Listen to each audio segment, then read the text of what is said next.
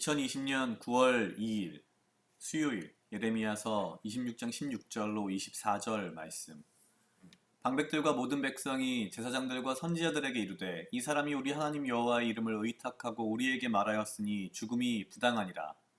때에 그 땅 장로 중 몇 사람이 일어나 백성이 온 회중에 말하여 가로되 유다 왕 히스기야 시대에 모레셋 사람 미가가 유다 모든 백성에게 예언하여 가로되 만군의 여호와께서 이같이 말씀하시기를 시온은 밭같이 경작함을 당하며 예루살렘은 무더기가 되며 이 전의 산은 수풀이 높은 곳들 같이 되리라 하였으나 유다 왕 히스기야와 모든 유다가 그를 죽였느냐.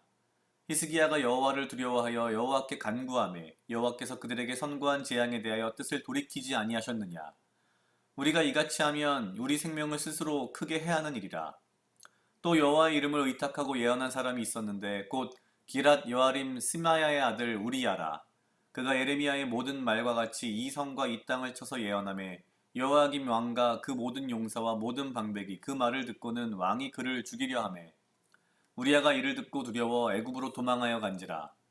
여호야김 왕이 사람을 애굽으로 보내되 곧 악볼의 아들 엘라단과 몇 사람을 함께 애굽으로 보내었더니 그들이 우리야를 애굽에서 끌어내어 여호야김 왕께로 데려오매 왕이 칼로 그를 죽이고 그 시체를 평민의 묘실에 던지게 하였다 하니라.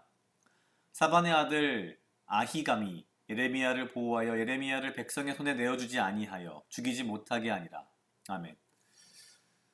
오늘 예레미야서 26장 16절로 24절 말씀은 하나님의 말씀을 예언한 예레미야를 죽이려 하는 수많은 사람들에 대해서 그 사람들을 좀 막는 그런 또 다른 부류의 사람들에 대한 이야기를 하고 있습니다. 오늘 예레미야서를 보면 이 예레미야가 살던 시대뿐만 아니라 그 이전 히스기야 왕 때에도 우리가 잘 알고 있는 미가 선지자가 나타나서 하나님의 어떤 말씀을 전했고 다행히 그때에는 히스기야와 모든 유다가 마음을 돌이키고 회개해서 그 모든 재앙으로부터 사실은 벗어났던 그런 일들을 이야기하고 있습니다.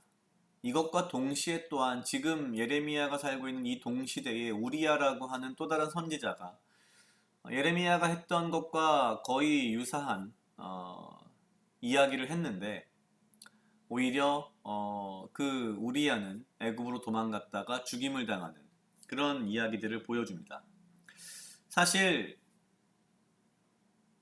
하나님의 어떠한 이러한 말씀들 가운데에 우리가 분명하게 분별해야 하는 것은 물론 당연히 이것이 하나님으로부터 왔는가라는 부분이고요. 또 한 가지는 그 하나님으로부터 온 말씀에 대해서 우리가 회개할 의지가 있고 또한 회개를 하였는가에 대한 것입니다.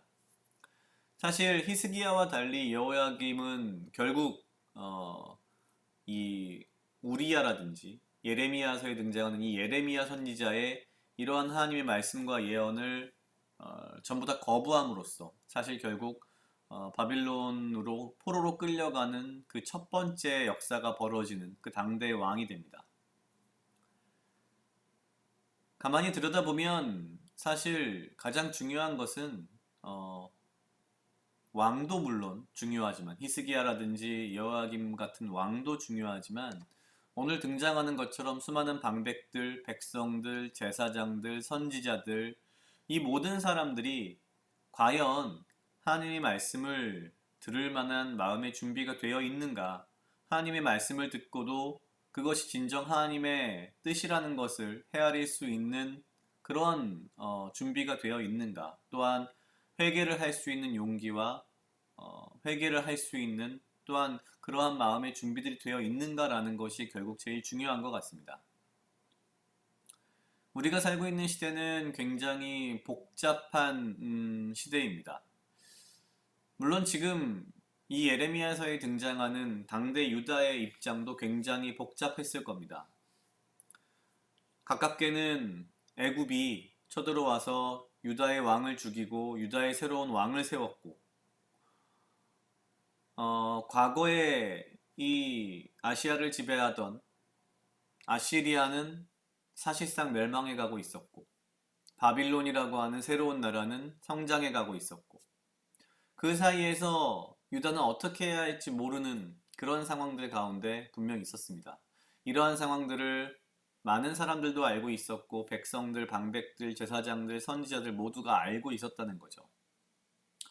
중요한 것은 당대의 다른 왕들, 여호야김이나 이런 당대의 왕들은 인간의 지혜와 인간의 생각으로 인간의 이익을 쫓아서 어디에 붙어야 살 수 있을까를 고민했다면 사실 오늘 예레미야서가 이야기하는 핵심은 어디에 붙어서 누구 편에 서서 살아남는 그것을 이야기하는 것이 아니라 분명하게 우리의 삶, 우리의 모습, 우리의 생활에 대해서 회개하라는 말을 하고 있는 거죠.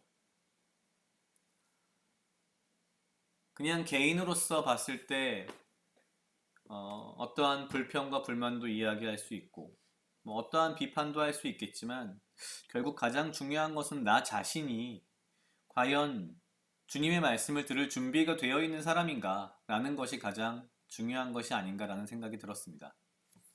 나의 마음이, 나의 생각이, 그리고 나의 신앙이 바르게 하나님을 바라볼 수 있는 그러한 온전한 마음밭이 될 수 있도록 내 마음을 좀 더 말씀 가운데에 그리고 하나님의 음성을 듣기 위해서 노력하는 매일매일의 삶을 살아야겠다라는 생각을 했습니다.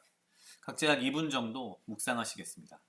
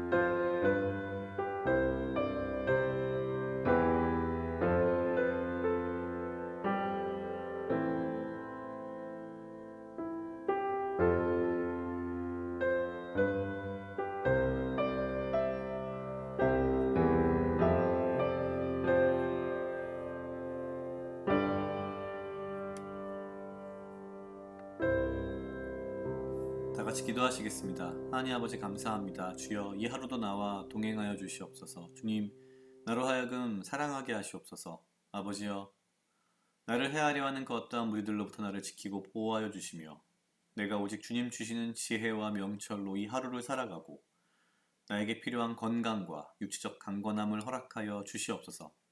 주님 내가 이 복잡하고 어려운 이 세대 가운데에 이 세상 가운데에 내 하루의 삶을, 내 자신의 삶을 온전하게 하나님께 드리며 나의 마음과 나의 생각과 나의 신앙이 오직 주의 말씀 가운데에 그리고 주의 음성을 듣기 위하여 항상 주 앞에 엎드리는 주 앞에 무릎 꿇는 자가 될 수 있도록 주여 인도하여 주시옵소서. 감사합니다. 이 모든 말씀 예수님 이름으로 기도드렸습니다. 아멘.